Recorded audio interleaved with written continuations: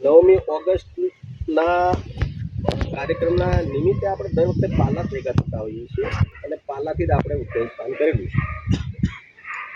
આ તબક્કે આપણા સહયોગ હોસ્પિટલના ડૉક્ટર શ્રી જયરામ રાઠવા સાહેબ, આદિવાસી યુવા સંઘર્ષ સમિતિના પ્રમુખ અને ઘોગંબા તાલુકાનો જ્યારે પ્રથમ વખત દેવગઢબારીમાંથી છૂટો પડે, પ્રથમ ઘોગંબા તાલુકાના પ્રથમ નાગરિક એવા મારા વડીલ એવા કાળુભાઈ ડામોર, ધર્મેશભાઈ, સતવાનભાઈ, નવનીતભાઈ અને બધા જ મિત્રો, બધાને મારા પરિવાર રામ રામ, જય ગુરુ ગંગા. એ તો ફીરીની ભાઈ એટલે મારા ભાઈ જ છે, મામાના દીકરા છે. એ પોતે શિક્ષક તો ખરા જ, પણ એ પાછા માસ્તરોના કશું સાહેબ છે કે જાંબુઘોડા CRC BRC નું કશું કહેલું છે કે એ મને ખાસ ખબર નહીં. પણ ત્યાં જાંબુઘોડામાં જ આખા પંચમહાલ જિલ્લાના ચાલુ સરકારના પ્રમુખશ્રીની સામે ટક્કર લેતા આવ્યા મારા ભાઈ જીમાભાઈ, કે જેમની વાણીને અભિનંદનને પાત્ર. મિત્રો, ભૂતકાળની ભૂલો, વર્તમાનની સમસ્યા અને ભવિષ્યની ચિંતા આપણી પાછળ દોડીને પડલી છે ને આપણે ભાળી રહ્યા કો હોવા મળતી. આગામી તાલુકા પંચાયત પૂર્વે શું ઘટના પડી આ બધા વાકેફ છો. 9મી ઓગસ્ટ આપણું કરવા માટે ભેગા થવાના છીએ. જીમાભાઈએ કીધું કે આપણે સાથે ખભે ખભા મિલાવીને કરીશું. આજે દિવાહો છે વાંકોડ મેં, તો હું ભેદ પાસ આવી ગયા, બીજા કોઈ આયા નહીં. તે દાડા પાછો શનિવાર છે, વાંધો નહીં, દિવાહોની હોય, પણ આપણે આયોજન કરવું પડશે. એટલે આપણી નીચે જે સમિતિઓ છે, પૂર્વે આપણે દરેક ઝોન પાડ્યા હતા. કાળુભાઈ, અમે પહેલા ઝોન પાડ્યા હતા ગઈ વખતે. એ ઝોનના તમામ લોકો અને નવા જે આવવાના છે અને જે નવા આવી રહ્યા છે અને જે જૂના છે, કંઈક આગા પાછા થઈ રહ્યા છે, એમને કઈ પ્રણાલિકામાં શું થઈ રહ્યું છે, ક્યાં દુખે છે, ક્યાં ડામે છે, કોણ ડામે છે, કયો ઇન્જેક્શન આપે છે, કયો ડોઝ આપવાનો છે, બધી જ પ્રક્રિયા કરવી પડશે. કારણ કે આ તોડી પાડવાની પ્રક્રિયાઓ વર્ષોથી ચાલે. 150 વર્ષ પહેલા મારો બિરસો જન્મ લો, પણ આ ભાજપ સરકાર થોડા કે 4 મહિના પાછો જન્મ આવ્યો, બાકી આપણે પૂરી કરાવતા. આ પ્રકૃતિનો નિયમ છે. એટલે કહેવાનો ક્રાંતિકારી વિચારધારા એવા આપણા જયરામ, નવનીતભાઈ, નવીનભાઈ, કાળુભાઈ અને બધા જ છોકરાઓ ઉત્તમ પ્રકારની વિચારધારા ધરાવે છે. પરંતુ અહીંયા કેટલાક જાણવા અને માણવા આવતા હોય એ બધી ભૂલ ભરેલી બાબત છે. એક જ વખત મનુષ્યનો અવતાર મળે છે આપણને. સાચી ભાવના રાખો. હમણાં મને ખતલો, હમણાં મારા ભાઈબંધો જ મારી જોડે ગાડી મને પેલા મોરચી રાટો મટી ગયો ત્યાં બેનામ તો લેતા જ લેતા જો, પણ થોડીક વાર રપવું પડે. સાંપ હવા આવતા કે મુનિ આવે કે એવું નહીં. પેલું મારે એ અંદર લખીને ફોન આવે એટલે મૂળ માલિક એમ. હેલા ગુલસિંહભાઈ, મૂળ માલિક કઈ તો મેં કહું પહેલા હમણાં પેદાવલા કે પછી બધા ભગવાન પેદાવલા કે એવું કંઈક રીલમાં આવ્યું કંઈક ભગવાન પહેલા નતા. તમે હમણાં એ જ વાતો કરતા અમે આવતા અને એ જ છીએ.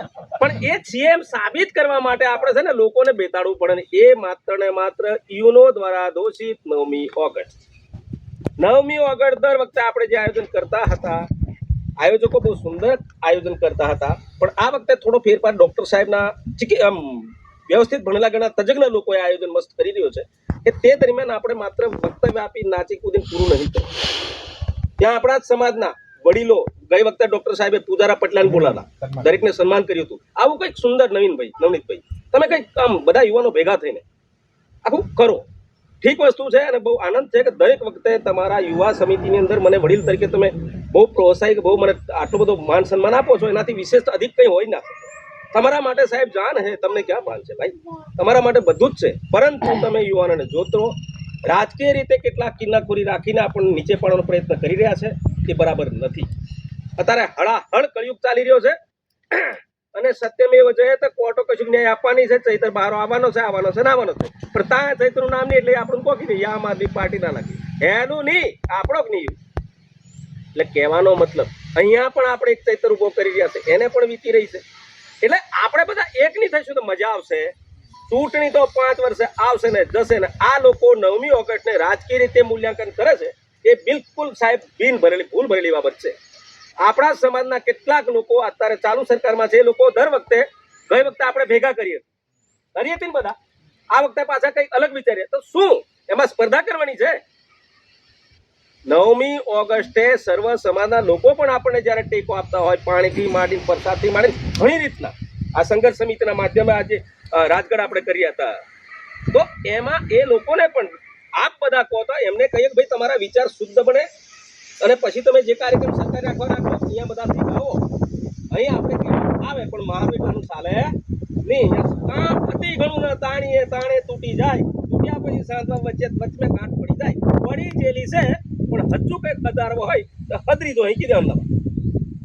એટલે આ તબક્કે વિશેષ મારે કઈ વાત ન કરતા એક સામાજિક પ્રસંગ છે. 12 થી 4 નો મોહનભાઈ આપણા સમાજનો હતો કે ન હતો એ તો કાળુભાઈને બધી ખબર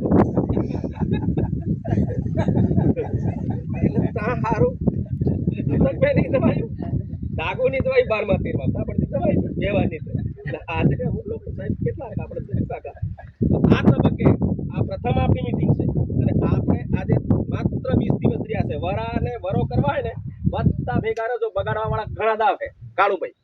એટલે તમે વડીલ છો, અમને ગર્વ છે કે આપ અત્યારે ધર્મેશભાઈને સાથે લઈને તમે આયા ને તમારી જે કામગીરી છે ખુદ નોંધાયેલી ઇતિહાસ પણ જવાનો છે. એટલે તો હું ડા આવજો અને બધાનો સહયોગ આપજો.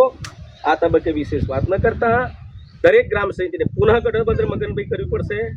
આપણે આ કાર્યક્રમની અંદર ઘણા ભાંગતોડિયા તત્વો કે જે આપણને ચિતરી રહ્યા છે હાલના તબક્કે, પણ એના તરફ અંગુલી નિર્દેશ ન કરતા, એની તરફ ધ્યાન ના આપતા આપણે એમને પણ જોતરવાના છે. અને વધુમાં વધુ તે દિવસે કાર્યક્રમ એ વચ્ચે તો ઘણા જ કાર્યક્રમ થવાના છે. ગ્રામ સમિતિ હું આમંત્રણ મને એક લઈને આવે એટલે ચાલો આ બધા આમંત્રણ આપવા, નોતરું આપવા, એમ બધા હું આવું, પણ વધુ થાય. અર્જુનભાઈ, આ તમારા ગામની અંદર તમે એક અર્જુન તરીકે ઘણા મિત્રો અહીંયાથી શરૂઆત કરી હતી, કેટલાક કોઈ પણ ગયા છે કોઈ ન, એના માટે પણ મને લાગણી છે. આ ક્રાંતિકારી ભૂમિમાં તમે અર્જુન તરીકે તું પેદા થયો છે તો તું કાયમ રહેજે. સનાભાઈ નહીં પાછા યાદ આવી કરું મીટિંગ અન્ય જણે પહેલા જણે નવમી ઓગસ્ટ. આ તબક્કે મારાથી કંઈક વિશેષ ગુણ આવી ગયો હોય, કોઈને એવું લાગ્યું હોય, પણ મિત્રો માફ કરજો. અને આપ બધા યુવાનો ભેગા થઈને ગ્રામ સમિતિને સક્રિય કરો. નવનીતભાઈ, તમારો અમને સંપૂર્ણ ટેકો રહેશે, કારણ કે કંઈ પડી જતો હોય તો આ ટેકો હોય ને તો નહીં પડે. એટલે તમે આવી ગયા છો, અમને ઘણો આનંદ છે અને એવો ટેકો આપતા રહેજો. અને તમે જે આયોજન કરશો, જ્યાં જેવી પ્રકારની જરૂરિયાત, બીજની ઈદ ડોક્ટર મને મદદ કરે છે, મને અડધી રાત્રે રપટવા કશો તમે રપટવા તૈયાર છું. બરાબર મિત્રો, જોહર. અને જેને કંઈક સૂચન કરો એ કરજો અને આયોજન પ્રમાણે આપણે બધા ચાલજો. આટલી જ વાત કરી વિરમું છું. જય જોહર.